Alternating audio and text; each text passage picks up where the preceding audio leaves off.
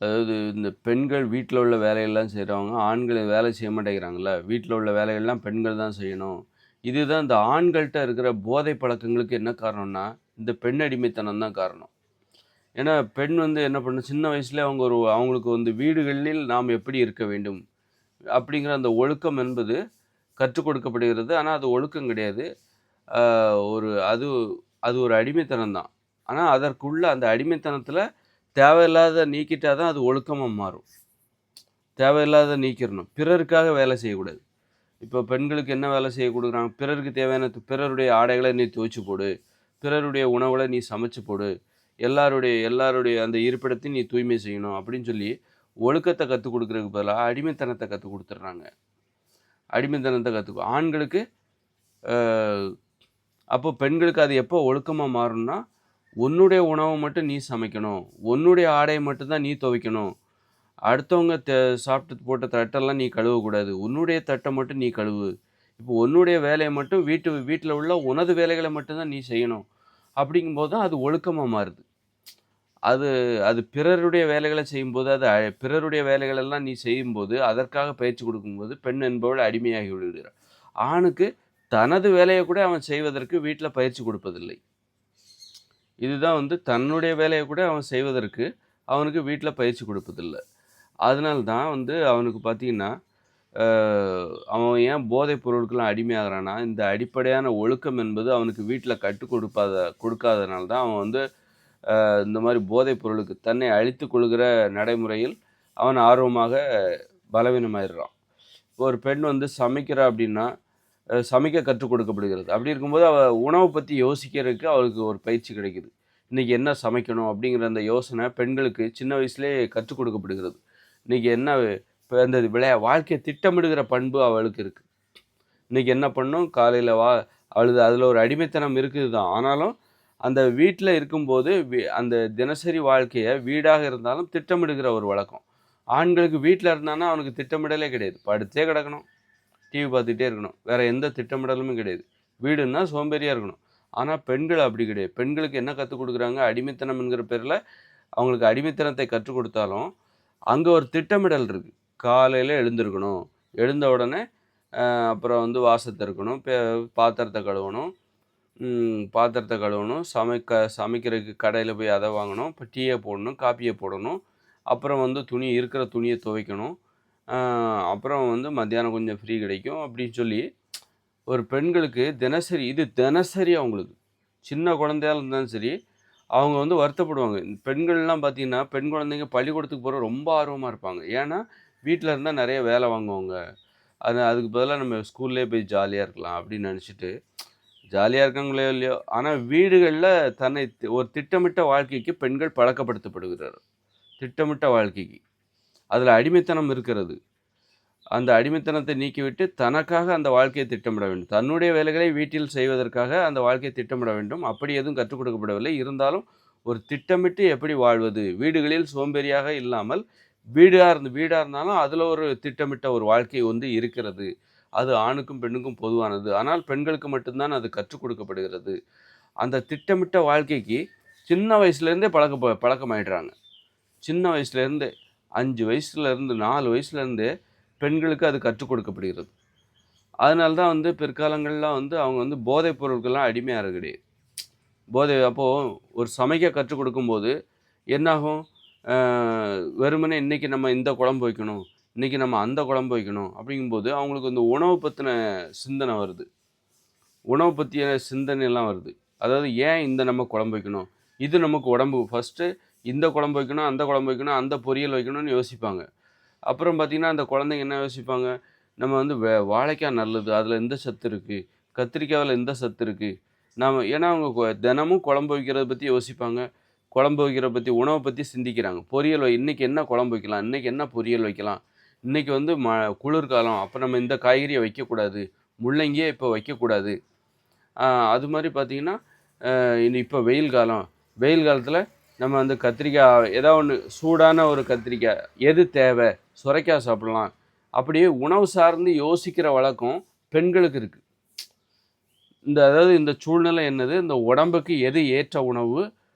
எது நல்லது செய்யக்கூடிய உணவு? இந்த சூழ்நிலைக்கு அந்த மாதிரி உணவு சார்ந்து யோசிக்கிற அந்த திறன் வந்து பெண்களுக்கு கற்றுக் கொடுக்கப்படுகிறது, பெண்களுக்கு வந்து விடுகிறது. அப்போ உடலுக்கு எது நல்லது, எது கெட்டது, எந்த காலத்தில் எது நல்லது, வெயில் காலத்தில் உடம்புக்கு எது நல்லது, குளிர்காலத்தில் உடம்புக்கு எது நல்லது, எதை அப்படி அந்த மாதிரி உணவு சார்ந்த சிந்திக்கிற அந்த வழக்கம் பெண்களுக்கு. அதனால தான் பெண்கள் வந்து இந்த உடம்புக்கு எதிராக ஒரு வேலையை செய்ய மாட்டேன்றாங்க. உடம்பை எப்படி நிர்வகிச்சுக்கணும், உடம்பை எப்படி பார்த்துக்கணும், ஒரு போதை பழக்கத்துக்கு அதனால தான் பெண்கள் அடிமையாகிறது இல்லை. ஆனால் ஆண்கள் அடிமையாகிறான்னா அவனுக்கு வந்து அந்த வீட்டில் இருக்கிற வாழ்க்கையை திட்டமிட்டு வாழ தெரியல. வீடுனா சோம்பேறித்தனம் அப்படின்னு நினைக்கிறான். அப்புறம் உணவு சார்ந்து ஒரு இது இல்லை அவன்கிட்ட. ஒரு ஒரு உணவு சார்ந்து ஒரு அறிவு, ஒரு சிந்தனை என்பது அவனுக்கு சுத்தமாக இல்லை. உணவை பற்றிலாம் நான் யோசிக்க மாட்டேன்ப்பா, எனக்கு வேலைக்கு சாப்பாடு வந்தால் போதும் அப்படின்னு நினைக்கிற அந்த பழக்கம் இருக்குல்ல, அந்த சோம்பேறித்தனம் அந்த வீடுகளில் இருக்கும்போது அவன் வந்து வேலைக்கு போகிறான். அப்போ கூட அவன் வேலையை யார் திட்டமிடுறா? அங்கே இருக்கிற மேனேஜரோ மேலதிகாரி தான் அவன் என்ன பண்ணுங்கிறத பெரும்பாலும். சரி, கம்பெனிக்கு போனால் அவர் திட்டமிடல் வந்துருமான்னா அங்கேயும் அப்படி கிடையாது. அங்கே ஒரு முதலாளி திட்டமிடுவார், அவன் என்ன வேலை செய்யணும் அப்படின்னு சொல்லிட்டு. எந்தெந்த நேரத்தில் என்னென்ன வேலை செய்யணும் முதலாளியோ மேலதிகாரியாக திட்டமிடுவார். அப்படி தான் பெரும்பாலும் இருக்குது. அப்படி இருக்கும்போது அப்போது ஒரு சோம்பேறியாக இருக்கான். லீவ் விட்டால் ஜாலி அவனுக்கு. அப்போ திட்டமிடுகிற பழக்கம் அவனுக்கு சுத்தமாகவே இல்லை. அது மாதிரி வீட்டுக்கு வந்தால் சும்மா கிடப்பான். இந்த மாதிரி ஒரு சோம்பேறியாகவே இருக்கிறனால தான் அவன் போதைப் பொருளுக்கு அடிமையாகிறான். போதை சார்ந்து திட்டமிடுகிறான். ஞாயிற்றுக்கிழமைனா தண்ணி அடிக்கணும், எப்போல்லாம் தம் அடிக்கணும், சாப்பிட்ட உடனே எனக்கு ஒரு தம்மு தேவை அப்படின்னு சொல்லி இந்த போதைப் பொருளை திட்டமிட ஆரம்பிச்சிடும். நல்ல விஷயத்த திட்டமிடாமல் நல்ல விஷயத்த சின்ன வயசுலேருந்தே கற்றுக் கொடுக்கணும். அதனால் போதை சார்ந்த பெண்களுக்கு அந்த உணவு சார்ந்த அந்த ஒரு தினசரி வாழ்க்கையை ஒரு நாள் கூட லீவே கிடையாது, தினமும் வாழ்க்கையை பயிற்சி கொடுத்து கொடுத்து கொடுத்து அந்த இதுக்கு அவங்க பழகிடுவாங்க. அந்த திட்டமிடலுக்கு அடிமைத்தனத்துக்கு அது அடிமைத்தனமாக இருந்தாலும் அதில் ஒரு நல்ல விஷயம் இருக்குது. கெட்ட விஷயத்தை நீக்குனா அது சுத்தமான நல்ல விஷயமா இருக்கும். அடிமைத்தனம் தான் அது கெட்ட விஷயம். பிறருடைய வேலைகளை செய்வதற்கு அவர்களுக்கு அந்த பயிற்சி. ஆனால் வந்து ஒரு உணவு சமைப்பதற்கு பயிற்சி, பொரியல் வைப்பதற்கு பயிற்சி, ஒரு கூட்டு வைப்பதற்கு, ஒரு டீ போடுறதுக்கு, ஒரு தலைவலி வந்தால் சுக்கு கஷாயம் போடணும், இதெல்லாம் பெண்களுக்கு கற்றுக் கொடுக்கப்படுகிறது.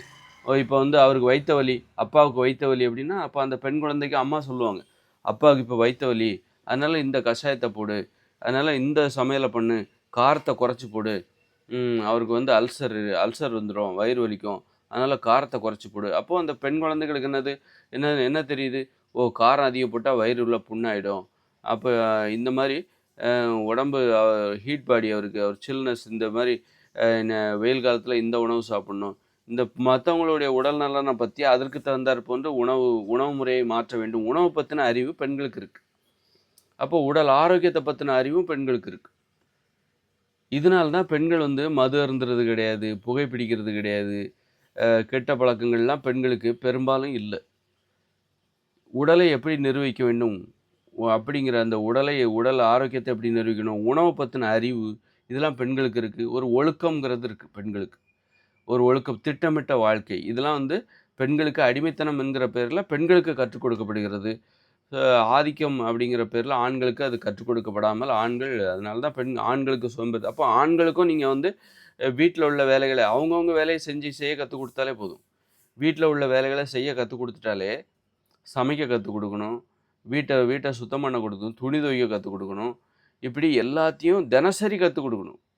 உன் வேலையை நீ செய்யப்பா, செஞ்சு முடிச்சுட்டு தான் நீ விளையாட போகிற.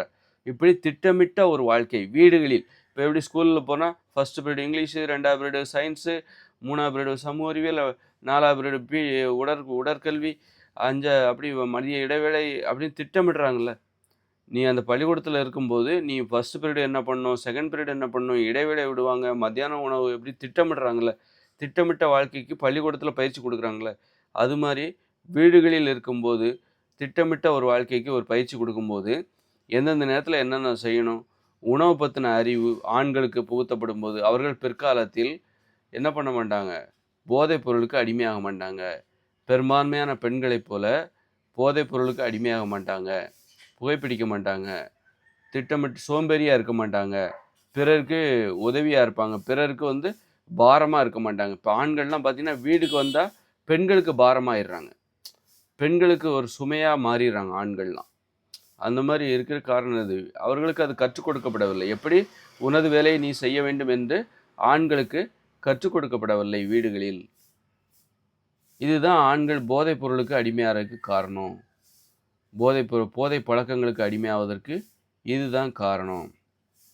அதனால் பெண் அடிமைத்தனம் அதுக்கு என்ன காரணம்? பெண் அடிமைத்தனம். பெண்களுக்கு மட்டும்தான் அது கற்றுக் கொடுக்கப்படுகிறது. ஆண்களை அது புறக்கணித்து விடு. எப்படியானாலும் அவன் பொழைச்சிப்பான் அப்படின்னு சொல்லிட்டு பெண்களுக்கு பிற ஆண்களுடைய வேலை செய்கிறதுக்கு கற்றுக் கொடுக்குறாங்க. அப்படி இருக்கும்போது அதைத்தான் கற்றுக் கொடுக்கும்போது ஆண்களுக்கு எதுக்கு நம்ம வேலை செய்கிறதுக்கு கற்றுக் கொடுக்கணும்? அவன் கற்றுக்கிட்டான்னா அப்போ பெண்களுக்கு வேலையே இல்லாமல் போயிடும். அப்போ பெண்களுக்கு ஆண்கள் அடிமையாக மாட்டான். இந்த மாதிரி ஆண்களை சோம்பேறியாக்கி பெண்களுக்கு எல்லாத்தையும் கற்றுக் கொடுத்துட்டாக்கா அப்போது பெண்களை அப்போ தான் எதிர்பார்ப்பான். இல்லைன்னா பெண்களை மறந்துடுவான். இந்த மாதிரி ஒரு உள்நோக்கம், ஒரு கெட்ட புத்தி தான் பெண் அடிமைத்தனத்துக்கும் காரணம், ஆண்கள் சோம்பேறி ஆகிறதுக்கும் காரணமாக இருக்குது.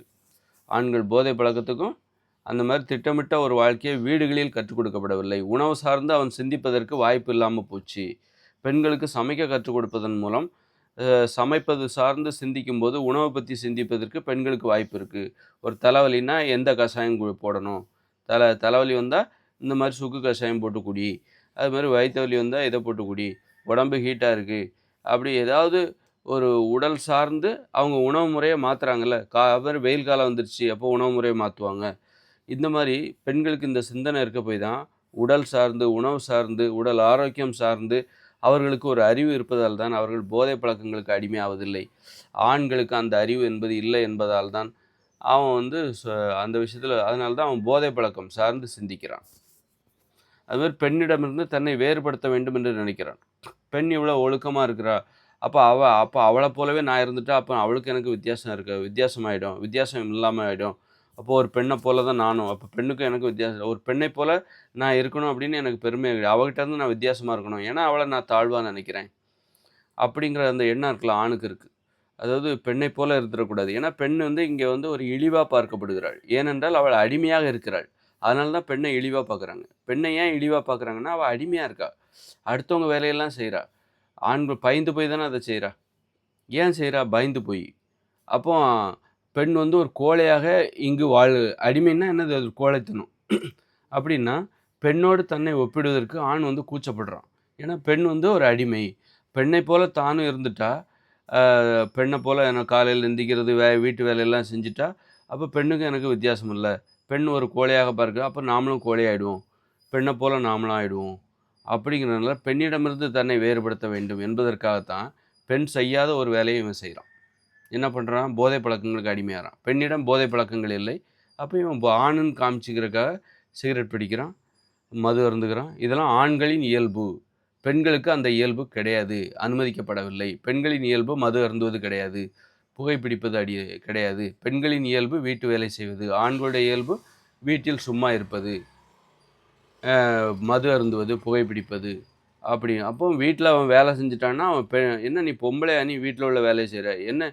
அப்போ பெண்கள் மது அருந்துனா நீ என்ன ஆம்பளை மாதிரி தண்ணி அடிச்சிட்டு இருக்கிற, சிகரெட் பிடிச்சா நீ என்ன ஆம்பளை மாதிரி சிகரெட் பிடிக்கிற அப்படின்னு சொல்லிட்டு இதெல்லாம் பெண்களுக்கான இயல்பு, ஆண்களுக்கான இயல்பாகவே பிரிச்சுட்டாங்க. அப்போ ஒரு ஆண் தனது இயல்பை அப்போ ஒரு ஆணாக நடந்து கொள்ள வேண்டுமென்றால் தண்ணி அடிக்கணும், மது அருந்தணும் அப்படிங்கிறதும் அதுக்கு ஒரு காரணமாக இருக்குது. கடந்த காலத்தில் பார்த்திங்கன்னா எல்லா ஆண்களும் 90% மேலே ஆண்கள் புகைப்பிடிப்பாங்க. மது அருந்துகிற வழக்கம் கூட 90% மேலான ஆண்கள் புகைப்பிடிப்பாங்க அல்லது மது அருந்துவாங்க. புகைப்பிடிக்கிறது சிலருக்கு பிடிக்காது, அதனால் அவங்க மது அருந்துவாங்க. மது அருந்துறது சிலருக்கு பிடிக்காது, அதனால் புகைப்பிடிப்பாங்க. ஆனால் கெட்ட பழக்கங்கிறது ஆண்களுக்கு கண்டிப்பாக இருக்கும். அது இருந்தால் தான் அவன் ஆண் அப்படிங்கிற மாதிரி. இல்லைன்னா அவன் ஆண் கிடையாது. ஆண்னா பொண்டாட்டியை போட்டு அடிக்கணும், வீட்டில் உள்ள வேலைகளை செய்யக்கூடாது, தின்னத்தட்டை கழுவக்கூடாது, இவன் தான் ஆண். ஆண்களுக்கான இயல்புன்னு சொல்லி அந்த மாதிரி அச்சுறுத்துறது. நீ அந்த இயல்பை மீறின, வீட்டில் உள்ள வேலைகளை செஞ்சுட்டா நீ பொம்பளை ஆகிடுவ அப்படிங்கிற மாதிரி அச்சுறுத்தி தான் அந்த காலத்தில் இந்த மாதிரி ஒரு ஒரு ஆணாதிக்கம், பெண்ணடிமைத்தனம் என்பது கட்டமைக்கப்பட்டது. இந்த காலத்தில் தான் புதுசாக எதையாவது செய்யணுமே, இவங்கெல்லாம் ஏன் நம்மளை பயமுறுத்துகிறாங்க, வீட்டு வேலைகளை நம்ம செஞ்சு பார்ப்போமே அப்படின்னு செய்யும்போது தான் அதுக்குள்ளே அவ்வளோ விஷயம் இருக்குது. அதுக்குள்ளே இருக்கிற தவறுகள்லாம் அப்போ தான் நமக்கு தெரிய வருது. அதனால் பெண்கள் ஏன் போதை பழக்கங்களில், ஆண்களுக்கு ஏன் அப்போ பெண் அடிமைத்தனம் தான். இப்போ பெண்கள் மற்றவங்களோட வேலை செய்கிறனால தான் ஆண்கள் வீட்டில் தனது வேலையை செய்ய வேண்டிய கட்டாயம் இல்லை. பெண்கள் உன் வேலையை மட்டும் நீ செய்யுமா, அப்போ தான் ஆண்கள் வேறு வழி இல்லாமல் தன்னுடைய வேலையை அவன் செய்வான். அப்போ தான் அப்போ அவனுக்கு திட்டமிடுதல் பயிற்சி கிடைக்கும், அவன் உணவை அவனே சமைப்பான். அப்போ தான் உணவு சார்ந்த அறிவு அவனுக்கு கிடைக்கும். ஒரு தலைவலி வந்தா என்ன பண்ணணும்? கஷாயம் வச்சு குடிக்கணும். இந்த மாரி அப்ப தான் ஒரு உடல் சார்ந்து சிந்திப்பதற்கான வழி அங்க ஏற்படும். அப்ப அப்ப ஆண்களுடைய வேலையெல்லாம் பெண்கள் செய்யும்போது, ஆண் ஒரு சோம்பேறியா இருக்கான். அப்பதான் அவனுக்கு உடம்ப பத்தி ஒண்ணுமே தெரியல. அதனால உடம்ப கெடுக்கிற வேலைய தான் அவன் கத்துக்கிறான். அதனால வந்து அவரவர் வேலைய அவரவரே செய்யும்போது தான் ஆண்கள் ஒழுக்கமானவர்களாக இருப்பார்கள். அதனால உங்க பிள்ளைகள் பிற்காலத்தில தண்ணி அடிக்காம இருக்கணும், தம் அடிக்காம இருக்கணும், போதை பழக்கத்துக்கு அடிமையாயிடக்கூடாது அப்படின்னா, அவரவர் வேலைய அவரவர் செய்வதற்கான வ வழிய நீங்க கத்துக் குடுங்க. அந்த ஆண்களுக்கு சமைக்க கத்துக் குடுங்க. தினமும் அது என்னைக்கோ ஒரு நாள் கிடையாது. தினமும் நீ சமைக்க வேண்டும் உனது உணவை. உனது ஆடையை நீ துவைக்க வேண்டும். உனது இருப்பிடத்தை நீ தூய்மை செய்ய வேண்டும். வீட்டில் சில கடமைகள் இருக்கிறது. அதை செய்து முடித்துவிட்டு தான் நீ விளையாடச் செல்ல வேண்டும். இப்படி திட்டமிட்டு பெண்களுக்கு எப்படி பயிற்சி குடுக்குறோ, அதுபோல ஆண்களுக்கு கத்துக் குடுக்குறதன் மூலமா, ஆண்களுக்கும் பெண்களைப் போல போதைப் பொருள் மீது ஆர்வம் இல்லாமல் போகும். உடல் ஆரோக்கியத்தின் மீது அக்கறை ஏற்படும். பெண்கள் பார்த்தீங்கன்னா, உடல் ஆரோக்கியத்தில ரொம்ப அக்கறையா இருப்பாங்க. ஏன்னா, அது காரணமே அவங்களுக்கு வந்து இந்த சமைக்கலாம் கத்துக் குடுக்குறாங்க. சமையல்ங்கிறது சும்மா கிடையாது. உணவு சார்ந்து உணவு தான் எல்லாத்துக்கும் அடிப்படை. ஒரு உணவு சார்ந்து நீ சிந்திக்கும்போது தான், உன் உடல் ஆரோக்கியம் சார்ந்து நீ சிந்திப்ப. அதனால உணவ பத்தி உனக்கு சமைக்கவே தெரிலன்னா, உன் உடல் ஆரோக்கியத்த பத்தி நீ சிந்திப்பதற்கு உனக்கு தகுதியே கிடையாது. உனக்கு வரவே வராது. உடல் ஆரோக்கியத்த பத்தி சிந்திக்கணும்னா, முதல்ல உனக்கு சமைக்க தெரியணும். உனது உணவை நீ தேர்ந்தெடுக்க வேண்டும். தேர்ந்தெடுத்து நீ அத சமைக்கிறியோ, பச்சையா உண்றியோ, அந்த உணவு சுதந்திரத்தை நீ பெற வேண்டும். அப்பதான் நீ உன் உடம்ப பத்தி கவலைப்பட முடியும்.